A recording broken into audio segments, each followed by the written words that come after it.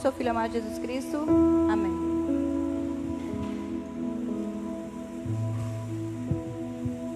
Boa noite, irmãos. Paz esteja conosco. Tá baixo o microfone? Tá.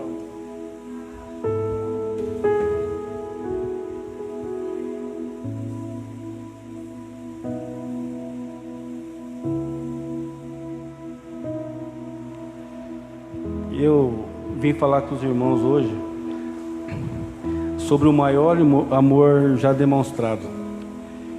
Não é nenhum tipo de apelo emocional, não é para convencer os irmãos a amar mais, mas o tema da nossa igreja ultimamente vem sendo o amor. E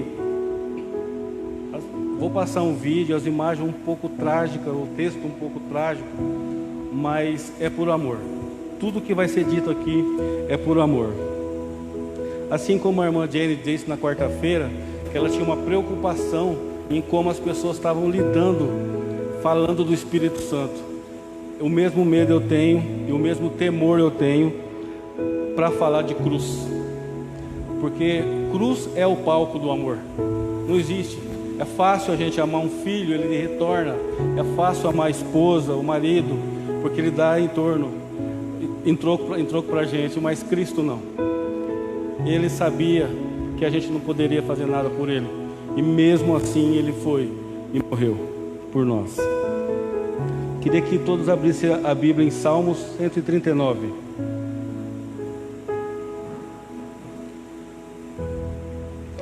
Só o verso 14 ao 16, tá?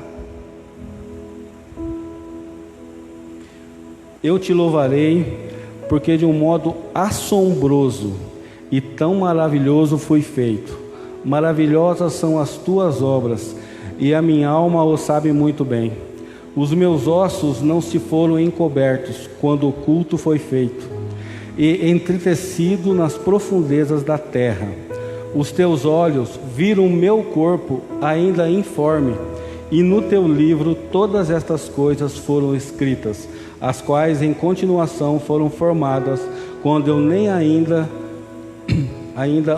uma delas havia. Aqui no Salmo vocês estão querendo dizer que antes que a gente fosse formado, Jesus já nos amava. Então, se a gente pudesse perguntar para Deus hoje, por que Jesus teve que vir à terra e sofrer tanto? Deus poderia responder para a gente prontamente: Ele tentou. Ele tentou desde Gênesis, ele veio tentando. Ele tentou com Adão e Adão caiu. Ele foi tentando com outros homens. Ele tentou com Moisés no deserto, e Moisés em determinado momento matou um egípcio e afundou ele na areia para esconder o corpo. Ele tentou com Davi, que era o homem segundo o coração dele, que salmodiava, que deixava Deus feliz com os salmos, com os cânticos. Mas Davi cobiçou a mulher de Urias e mandou que Urias fosse à frente da batalha para morrer, e assim perdeu todo vamos dizer assim, o tempo que Deus tinha dado aos homens. Não teve sucesso, mas Deus tentou. Então só Deus movido, porque Ele é o dono do amor, só Deus movido por esse amor, Ele faz o que João 3,16 narra. Ele doa o teu filho, para que todos nós que cremos nele, aquele que crê morresse e tenha vida eterna. Então eu queria e ainda Paulo narra, o apóstolo Paulo narra, que ainda diz que ele mesmo, sendo Deus, não teve por usurpação ser igual a Deus, e desceu na terra e se fez carne. Usurpação é quando você se apodera de uma coisa que não é sua. Então Deus tomou uma forma, não por usurpação, tomou uma forma de homem e desceu na terra. Queria que o Vinícius soltasse o vídeo.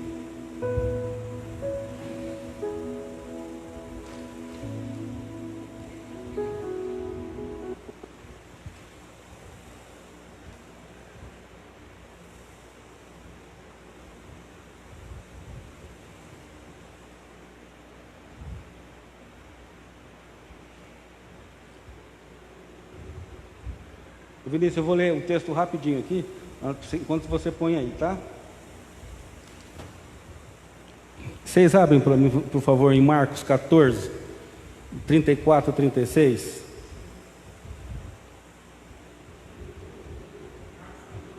Marcos 14, do versículo 34 até o 36.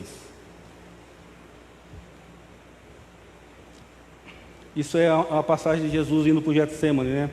E ele fala: a minha alma está profundamente triste até a morte. Ficai aqui e vigiai. E tendo ido um pouco mais adiante, prostrou-se em terra e orou, para que, se fosse possível, passasse dele aquela hora. E disse: Abba, Pai, todas as coisas te são possíveis. Afasta de mim esse cálice. Não seja, porém, que eu quero, mas o que tu queres.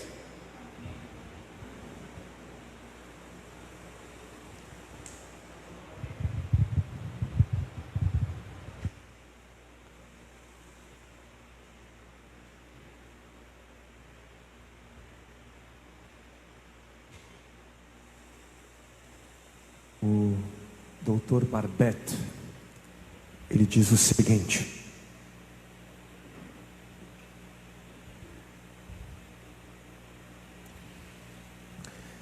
eu sou um cirurgião e dou aulas há algum tempo, e por 13 anos vivi em companhia de cadáveres, e durante a minha carreira estudei anatomia a fundo.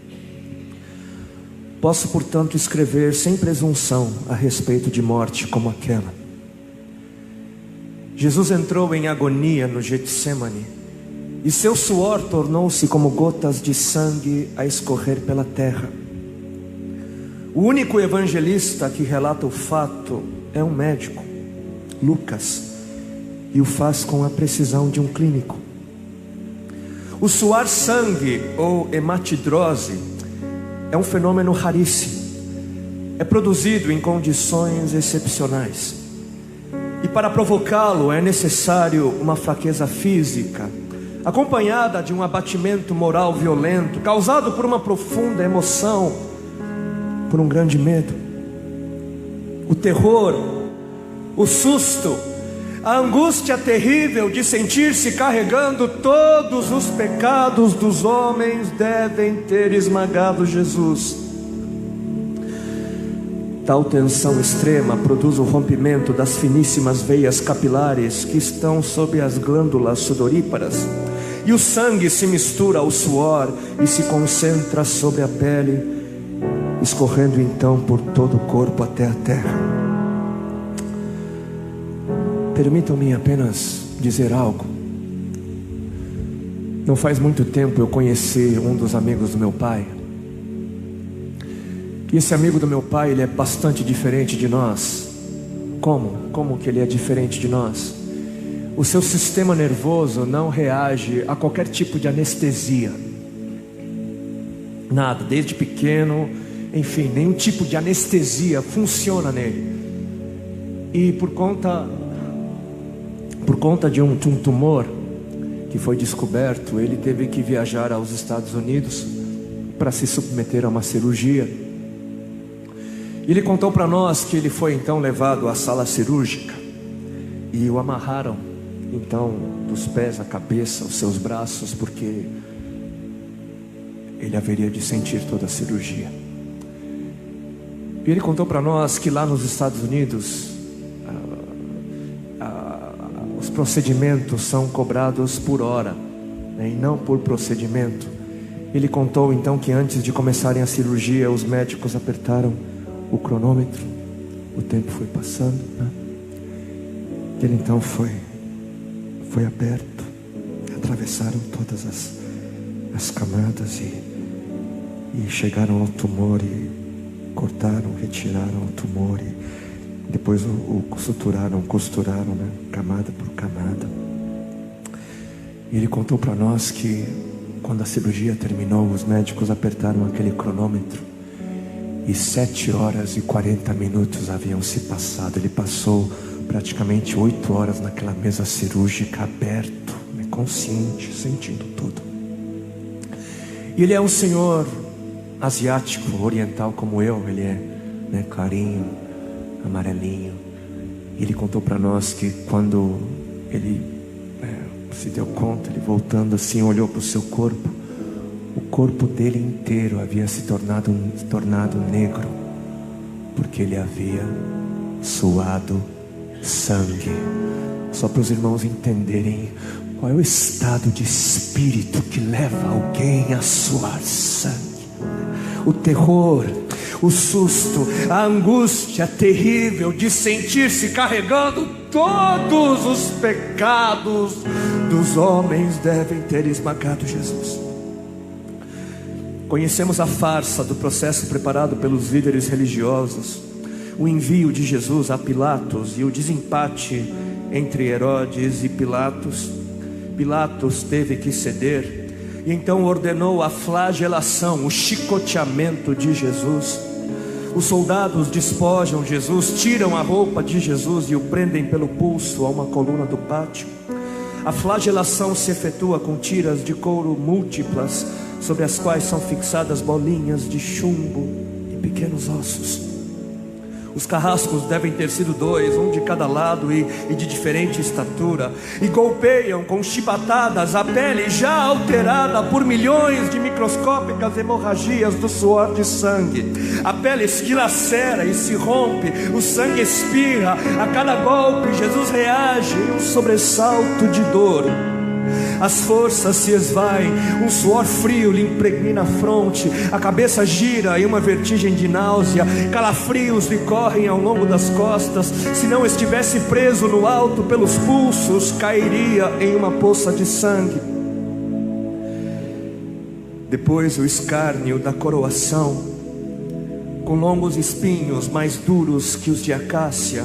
Os algozes entrelaçam uma espécie de capacete e o aplicam sobre a cabeça de Jesus.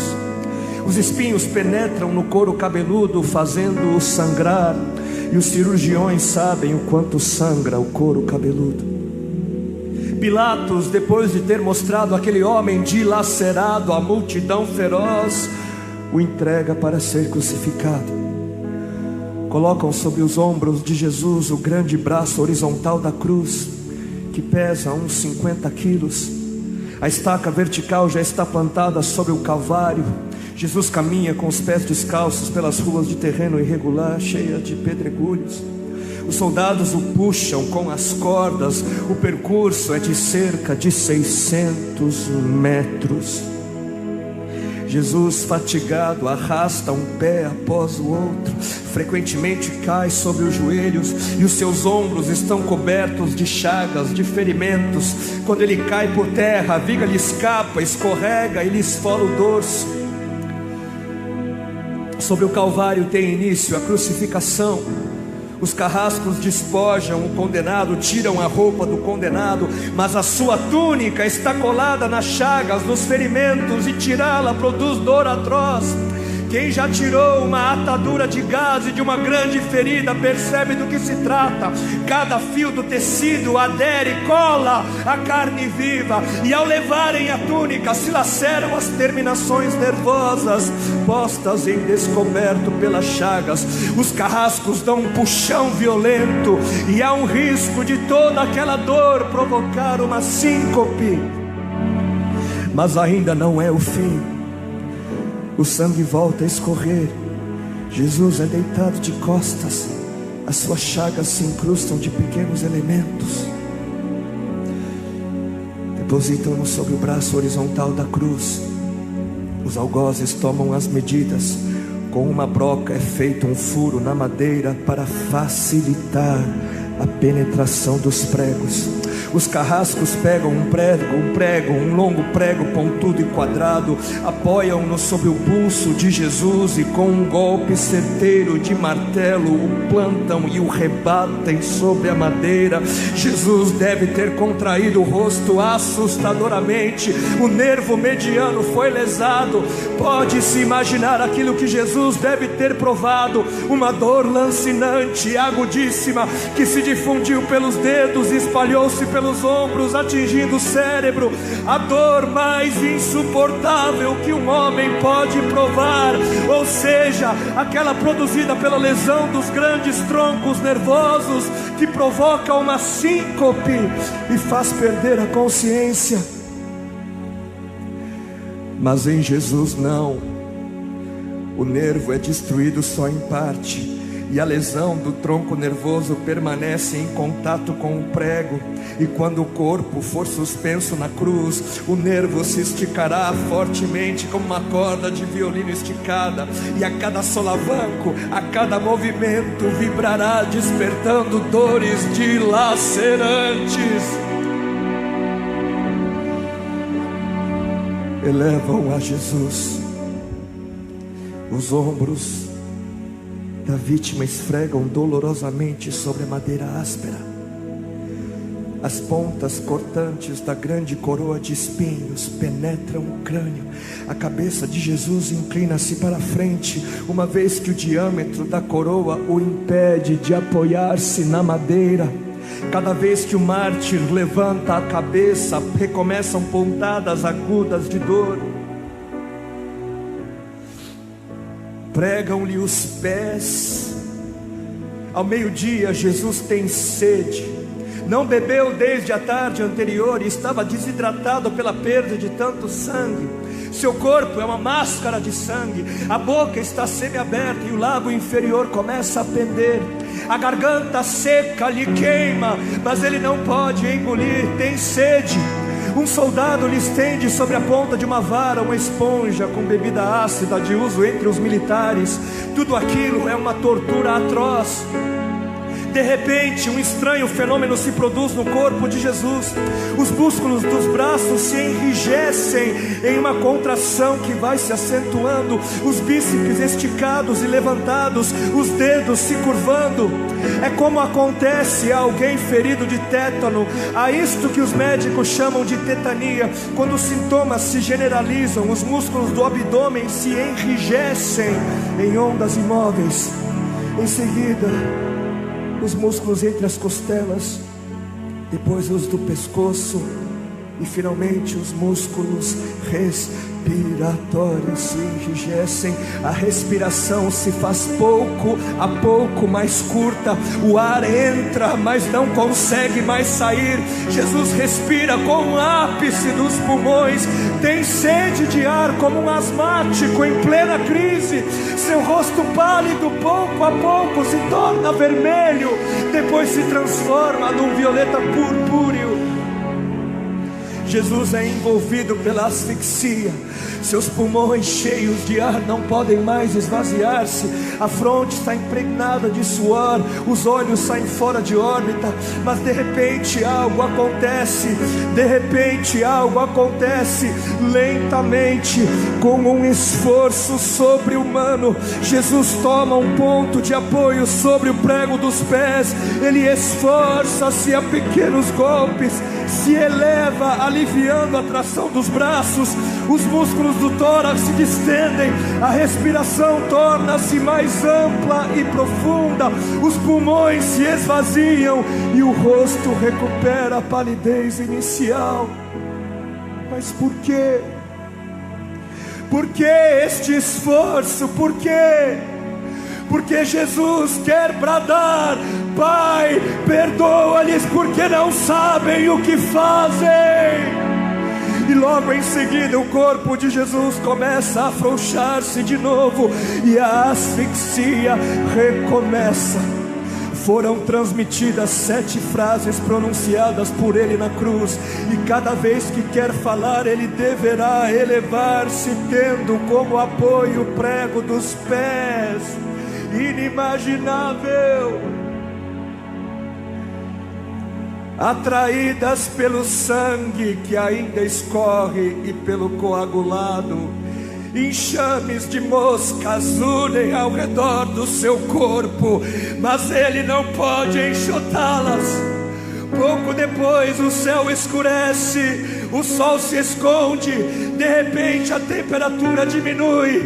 Logo serão 3 da tarde, e depois de uma tortura que dura horas e horas, todas as suas dores, toda a sua sede, todas as cãibras, toda a asfixia, todo o latejar dos nervos medianos lhe arrancam um lamento: Deus meu, por que me desamparaste?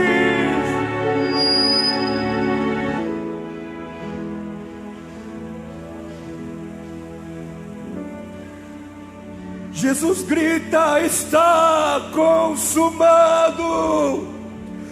E em seguida, num grande brado, diz: Pai, nas tuas mãos entrego o meu espírito.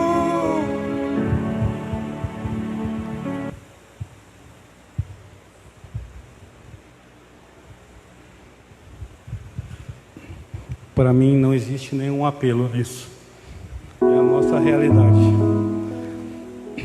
Eu trouxe esse vídeo para a gente tentar não desprezar esse sacrifício, porque a gente, por qualquer motivo, a gente deixa de recordá-lo. Então, como está esquecido isso no nosso dia a dia, cada um tem os seus compromissos, os seus afazeres, as suas dores diárias. Então a gente esquece da dor dele, e a gente começa a viver só as nossas, e às vezes as nossas são tão pequenas, e a gente deixa de dar importância para ele. Deixa eu só seguir o...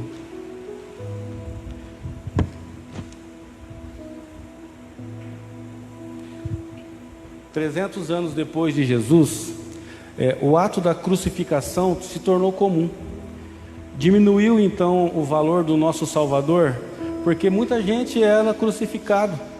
Muita gente era crucificado e depois queimado, inclusive. Aí fica a pergunta: não foi tão difícil assim a cruz então para ele, né?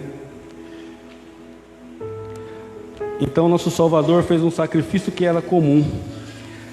Vemos que até os radicais da Al-Qaeda jogam os aviões nos prédios e explodem e se matam em nome da religião deles. Então o sacrifício do nosso Salvador não foi tão assim.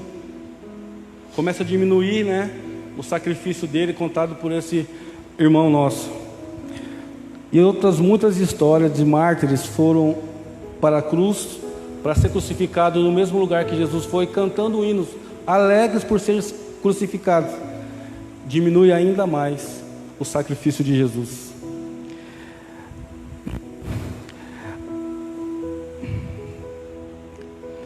Muitas das histórias dos mártires foram à cruz cantando os hinos alegres, por ter a honra de serem julgados e sofrerem junto com seu mestre Jesus no mesmo lugar que ele sofreu. Isso é blasfêmia, é ridículo. Onde que está a diferença? Quando ele fala em Marcos: passa de mim esse cálice. A diferença está no cálice. O que tinha nesse cálice? Vamos abrir Jeremias 25, por favor. Primeiro, Salmo 75, 8.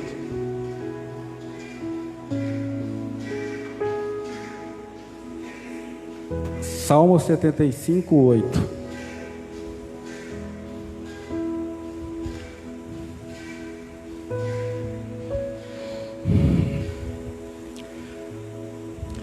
Porque na mão do Senhor há um cálice cujo vinho é tinto e está cheio de mistura, e dá de beber dele, mas as escórias dele todos os ímpios da terra o sorverão e beberão.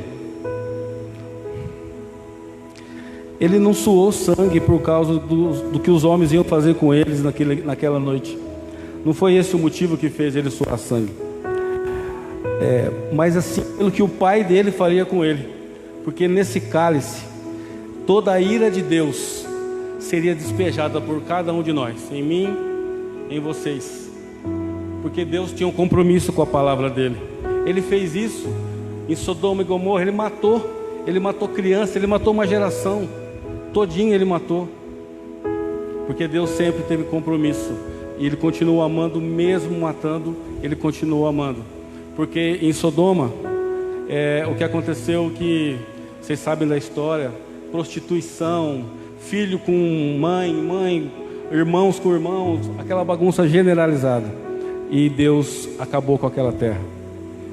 Deus enviou um profeta à casa de Ló, e naquela noite ele mandou um recado para aquele vilarejo, mas Ló teve que esconder o profeta, porque aquele grupo de pessoas também queriam ter relações sexuais com o profeta. Ló ofereceu a própria filha, as filhas que estavam. Então Deus tinha que terminar com tudo isso, com essa maldade humana. E ele fez esse ato, pegou o filho dele. Ele não fez como fez com Abraão. Abraão, ele pediu o filho, Abraão obedeceu, levou até o matadouro, subiu um monte, e chegou na hora de descer o machado, Deus impediu. Mas Deus não fez isso com o filho dele, levou na cruz. E a Bíblia fala que agradou a Deus moer o filho dele na cruz. Olha a nossa importância, irmãos. A nossa importância é igual a de Jesus. Ele moeu o filho dele, que a gente não suportaria isso.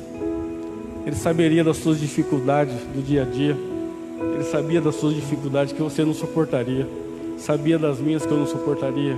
Então Jesus teve que ir, porque passamos pela mesma sorte que sofre o justo, sofre o ímpio.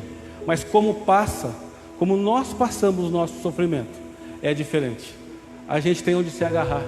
No momento desse a gente corre, se ajoelha no quarto, chora, ora. Você sente a presença dele vindo, te acalmando, te dando estratégia para sair do problema, não é?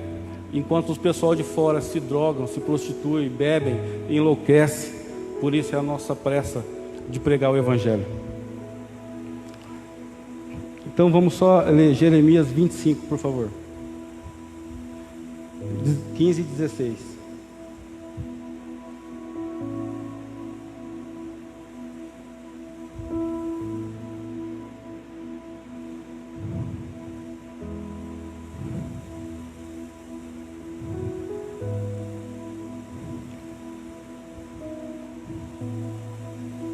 O tema é o cálice da ira de Deus. Porque assim me disse o Senhor Deus de Israel: toma da minha mão este copo do vinho do furor, e darás a beber dele a todas as nações, as quais eu enviarei, para que bebam e tremam e enlouqueçam, por causa da espada que eu enviarei entre eles. Deus estava irado com o povo, né, irmãos? Deus estava muito irado com o povo. E ele, no gesto mais amoroso, é até estranho falar de um Deus tão assim, né, tão poderoso, tão forte, que ele fala: eu firo, eu saro, eu mato e faço viver, e não há quem possa escapar das minhas mãos. Um Deus tão poderoso, ele pega e fala assim: eu vou dar meu filho. E aí Isaías 53, 7, mais ou menos eu vou falar para vocês. Ele foi humilhado, oprimido e afligido, mas não abriu a sua boca, e como um cordeiro foi levado ao matadouro por amor de nós.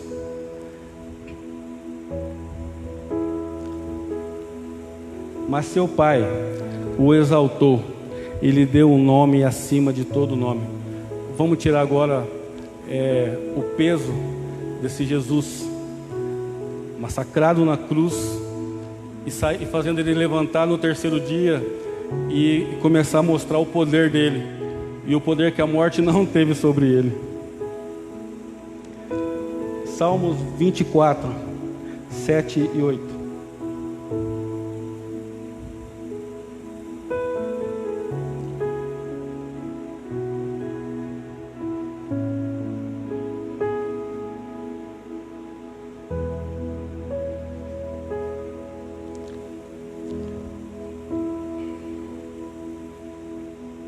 Aí eu tenho que segurar um pouquinho para eu não chorar, tá, irmãos?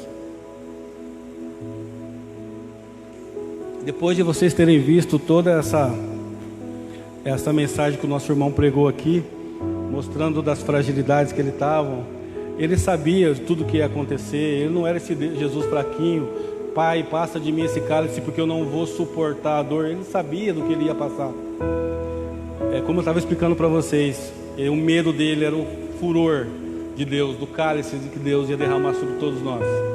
Então, em Apocalipse, Deus começa a dar honra a esse filho que fez tudo o que ele pediu, e Deus começa a honrar, dando um nome acima de todo nome, e falando em Salmos: levantai, ó portas, as vossas cabeças, levantai-vos, ó as entradas eternas, que entrará o Rei da Glória. Quem é esse Rei da Glória? O Senhor forte e poderoso na guerra. Ninguém poderia entrar nesse santo lugar, só quem passou por isso tudo que ele passou. Não tinha ninguém capaz de entrar nesse lugar. E os soldados e os anjos desses portões celestiais estavam preparados, e ele falando: levantai, ó portas, que aí vem o Rei da Glória, vem o vencedor da morte, vem aquele que se doou inteiramente para a gente, e que obedeceu ao Pai, e que viu cada um de nós, e que merecia, o único que merecia aquele lugar, de ver aquele lugar. E para mim o ápice de tudo isso é quando em Apocalipse 5, de 1 a 9,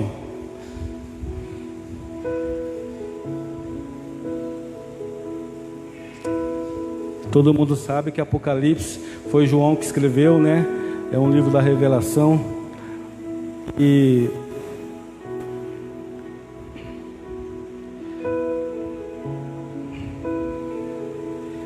deixa eu só pegar aqui rapidinho.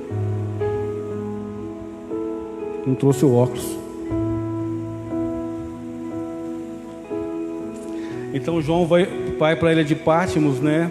E Deus dá aquela visão para ele. E o desespero que ninguém era digno de desatar o selo. Todo mundo seria condenado. Não tinha quem poderia desatar o selo. Não tinha um justo sobre a terra. Não havia um justo sobre a terra. E João fala: e vi na destra do que estava sentado sobre o trono um livro escrito por dentro e por fora, selado com 7 selos. E vi um anjo forte bradando com grande voz: quem é digno de abrir o livro e desatar os seus selos? E ninguém no céu, nem na terra, nem debaixo da terra podia abrir o livro, nem olhar para ele. E eu chorava muito, porque ninguém fora achado digno de abrir o livro, nem de eu ler, nem de olhar para ele. E disse-me um dos anciões: não chores, eis aqui da tribo de Judá, a raiz de Davi, que venceu para abrir o livro e desatar os seus 7 selos. E olhei, e eis que estava no meio do trono e dos 4 animais viventes, e entre os anciões um cordeiro, como havendo sido morto, e tinha 7 chifres e 7 olhos, que são esses os 7 Espíritos de Deus enviados a toda a terra. E veio e tomou o livro da destra do que estava sentado no trono, e havendo tomado o livro, os 4 animais e os 24 anciões prostraram-se diante do cordeiro, tendo todos eles harpas e salvas de ouro, cheias de incensos, que são as orações dos santos. E cantava um novo cântico, dizendo: digno és de tomar o livro e de abrir os selos, porque fosse morto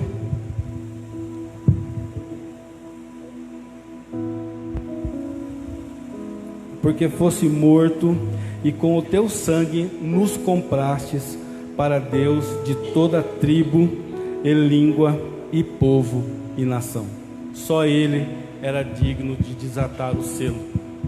A visão de João deu a entender a gente que estaríamos nós hoje condenados até a morte, sem que ele fizesse todo esse sacrifício por nós. Eu só quero encerrar. Fiz uma pequena reflexão, é assim: vivemos num mundo moderno onde tudo tem que ser do nosso jeito. Escolhemos o plano do celular, compramos o carro do nosso jeito, com os acessórios que nos agradam, assistimos Netflix porque podemos assistir do nosso jeito a programação. As TVs de canal fechado não tem mais graça, é tudo do nosso jeito. Hoje é tudo personalizado, da nossa maneira, inclusive as revelações das Escrituras de Deus, que tem que ser do nosso jeito. Não é assim que a gente faz? Se Deus não fizer assim, não está legal. Se o culto não tiver assim, não está legal. Tem que fazer desse jeito que eu senti o culto. Tem que fazer assim. Se Deus não der a casa, gente, se Deus não der o carro, se Deus não der, Ele continua sendo Deus da mesma forma. Existe alguma outra necessidade? Algo mais que Ele possa fazer além daquilo que Ele acabou de descrever? O sofrimento daquele? Nós não suportaríamos passar o dia a dia sem isso. Quando vocês fazem uma oração, alguém aqui faz uma oração e termina sem falar em nome de Jesus? Não, né? Todo mundo termina a oração dizendo em nome de Jesus. Nossa relação está cortada com Deus. Ele é a única pessoa que nos ligou, que fez o véu se rasgar e nos ligar até Deus. Então, irmãos, nós temos que parar de trocar coisas com Ele, pedir coisas, materiais principalmente. Ele vai nos acrescentando conforme as nossas necessidades, buscando em primeiro lugar o reino dele, que foi tudo isso que Ele fez para a gente. E as demais coisas Ele acrescenta. Ele ajuda eu na minha luta, Ele ajuda você na luta sua, e Ele vai acrescentando na medida que a gente. Muita gente vai comprar mansões, vão comprar carros. Isso não tem nada a ver com Jesus. Isso não tem nada a ver com Cristo. Isso tem a ver com esforço, com estudo, com foco. Nós podemos pedir cada vez mais esta presença, que a gente possa sair daqui cheio e chegar nas nossas casas e continuar na segunda, na terça, colocando lenha no fogo. Se a gente recebe esse fogo, e todo mundo aqui canta, deixa queimar, deixa queimar, deixa queimar, e na segunda-feira não põe lenha, o fogo diminui, não queima.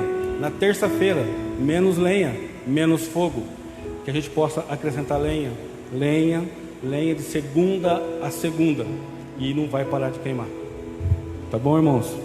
Eu não sou pregador da palavra, vim só representar vocês aqui, e essa mensagem é o desespero do meu coração, porque a Bíblia fala que no final dos tempos a fé de muitos se esfriariam, e se a gente não lembrar desse ato e não alimentar essa fogueira dentro da gente, a gente vai esfriar, porque a gente não é super-herói. Temos problemas diários, problemas sérios que às vezes enfraquecem a gente e a gente não consegue caminhar. Olhamos para a cruz e prossigamos em conhecê-lo e senti-lo cada vez mais. Deus abençoe a todos, em nome de Jesus. Fabinho.